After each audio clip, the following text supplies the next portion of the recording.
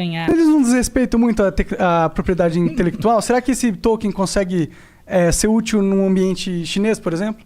Não, é o seguinte, calma. A China, veja bem, a China, produtos chineses pirateados, pirataria de origem chinesa, na verdade não só chinesa, né? A pirataria asiática era um fenômeno do Ocidente, tá bom?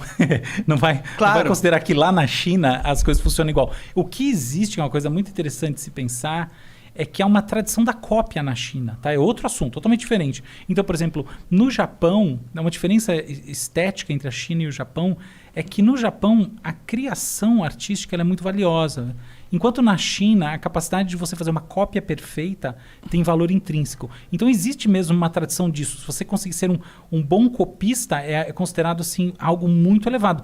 E o que eu acho que é muito legal, tá? Porque eu acho que é muito difícil você copiar. Vai lá copiar a Mona Lisa idêntica pra você ver. É difícil. Difícil. Total. Mas, enfim, isso é uma questão. Outra questão é a seguinte, na China existe um projeto, na verdade no mundo todo, mas está muito avançado o projeto chamado CBDCs, que são moedas digitais de Banco Central. A proposta, até escrevi disso na minha coluna lá no UOL, é sobre... O que é isso aí? É um ativo digital, pensa no Pix, agora pensa, na verdade, em toda a estrutura bancária usando uma moeda que é digital como se fosse o Pix, entendeu? Então, isso na prática é como uma cripto do governo. Então, por exemplo, você faz todas as transações com essa moeda que não existe, ela não tem papel moeda, entendeu? Ela não tem essa outra correlação. Essa cripto é descentralizada também, no caso do governo chinês? Não, no caso do governo chinês, no momento não. Tá? Entendi. Por quê? Na verdade, ela vai ser, mas ela não vai ser totalmente. É o seguinte, você tem dois tipos de estruturas de blockchain mais convencionais. Um é a moeda efetivamente descentralizada, tá? Então, por exemplo, se você pegar um Bitcoin, tá? A estrutura toda do bloco, qualquer um pode baixar o blockchain do Bitcoin inteiro. É claro que ninguém faz isso, tá bom? Porque são muitos gigas, não tem sentido. Mas, teoricamente, você pode. Outra coisa é que você tem alguns grupos, alguns nós que chamam, que são validadores específicos, que fazem o processo de validação. Então, aí é uma arquitetura fechada. A moeda de Banco Central, o CBDC chinês, ele vai ser com essa característica. Então, ele não é uma moeda totalmente descentralizada, mas ele tem nós. É como, por exemplo, a Libra do Facebook, ou na verdade o Libra do Facebook, que é essa moeda que não saiu, mas uma hora vai acabar saindo, que tem como nós algumas... Na época em que ela estava realmente em alta, tinha PayPal, tinha... Enfim, os nós ou validadores eram empresas que pagavam 10 milhões de dólares para ter esse poder de fazer isso, de fazer essa validação. Por quê? Porque na validação elas cobram taxa. Uhum. Então, na verdade, é uma transação econômica. Entendi. Mas voltando àquela questão da China, o que acontece? A China, sim, não sei se foi o que você mirou, mas você acertou uma coisa muito importante, que a China, de fato, tem uma resistência muito grande a cripto no momento, tanto que as operações de cripto estão bastante prejudicadas na China por causa dessa competição com a própria moeda estatal que na verdade, no certo sentido, ela já foi lançada, mas ela só não teve um rollout suficientemente forte. Eles estão com medo que essa vá ser a cripto que bombe lá e eles estão investindo numa cripto que não vai bombar tanto. É isso? Eu diria que é o contrário, tá? O tipo cripto deles sempre vai bombar totalmente. É só que eles querem que seja 100% e não 99,9%, entendeu? Entendi. Eles não querem nenhum tipo de competição. Na verdade, nenhum governo quer, tá? Toda vez que um governo lança uma moeda digital, em geral, tende a perceber um movimento, tende a haver um movimento contrário à livre transação de cripto. Então, por exemplo, se a gente for ver, até não precisa nem chegar tão longe, mas por que o mercado de cripto decresceu muito no mundo? Por causa do aumento das restrições nos Estados Unidos.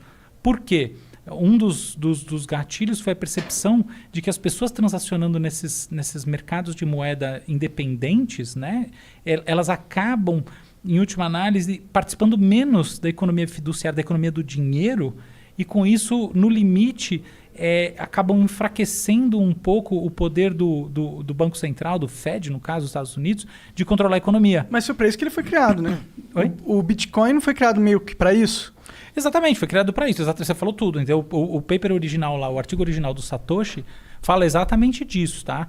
De como uma moeda digital é capaz de se contrapor a todo um sistema, toda uma maneira do Estado controlar a economia. Por isso que tem um componente muito ideológico, eu diria até, no certo sentido, um pouco ingênuo, tá? No sentido legal da coisa, assim, tem sonhador, sabe? Eu acho que é mais a palavra, né? Que vem dessas comunidades de cypherpunks. Engraçado esse nome, né? Cypherpunks não é cyberpunk, tá? Não tem quase nada a ver. Cypherpunks são pessoas ligadas a cipher, que é códigos, são quebradores de código. São pessoas que são hackers e são pessoas, sobretudo, muito ligadas à criptografia. Então, meu sócio lá na WeMind, o Oda, por exemplo, ele é um gênio da criptografia, assim, um gênio absoluto. Ele gosta, ele tem esse hobby lá, 20 anos atrás ele já tinha. E por causa dele eu conheci pessoas que têm isso. Então elas são matemáticos, muitas vezes físicos, etc. Tal. Gente ligada a como é que você gera códigos e como é que você quebra códigos. E, enfim, não necessariamente de maneira ilegal, não tem nada a ver, tá? Sim. Mas é uma comunidade que sonha muito, acredita muito nessas alternativas à economia tradicional. Eu gosto dessa ideia também. Eu gosto, acho bonita, mas Você é descrente. Eu vim para um mundo inoculado com um ceticismo brutal, tá? Então, nem por um minuto... quando o Bitcoin é $60 mil agora, eu posso dizer que ele é um bom investimento especulativo. Nada além disso, tá? Eu confesso que eu fico com medo também. Mas por que você é pessimista nesse sentido? Você acha que os governos eles nunca vão ceder esse poder e se tiver que ser na força, eles vão fazer algo à força no futuro? Exatamente. Você falou tudo, Monark. Exata e puramente isso, tá bom? Porque tem uma questão de fundo e eu tô torcendo pro Luciano, o CEO do Rizon, não ouvir esse podcast. Mas tem uma questão que é a seguinte. No limite, a possibilidade de evasão fiscal é maior quando você está trabalhando com cripto, tá? Então, não está no melhor interesse do Estado que existam várias moedas autônomas. Esse é o grande ponto. Essa é a primeira coisa. A segunda questão é a seguinte. Boa parte das transações são transações internacionais. E, por exemplo, existe todo um protocolo de transações internacionais, por exemplo, que é o SWIFT, tá? Que é de fazer... Que é tipo TED.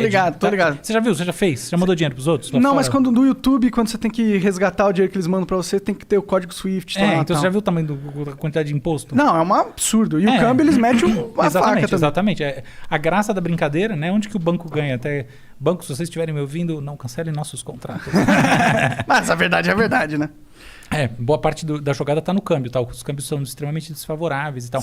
Então, o que acontece? Quando você tem essa possibilidade de fazer transações transnacionais com uma moeda de conversão imediata, de uso universal, você quebra um pouco com esse tipo de sistema que assim, a gente fala, pô, então ótimo, né? Quebra uma coisa que ela própria nos quebra. Isso é verdade por um lado, mas quando você olha por um outro ângulo, não é só assim, tá? Então, por exemplo, pensa num país que está... num governo que adotou políticas que são muito ruins para a sua própria população. E, em função disso, está sendo sufocado por medidas retaliatórias de caráter internacional e tal, entende?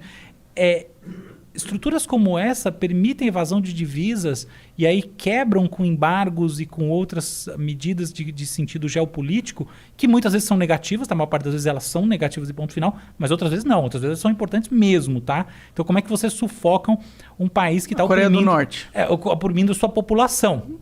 Uma das maneiras mais eficientes hoje em dia, talvez, na verdade a mais eficiente é o embargo econômico.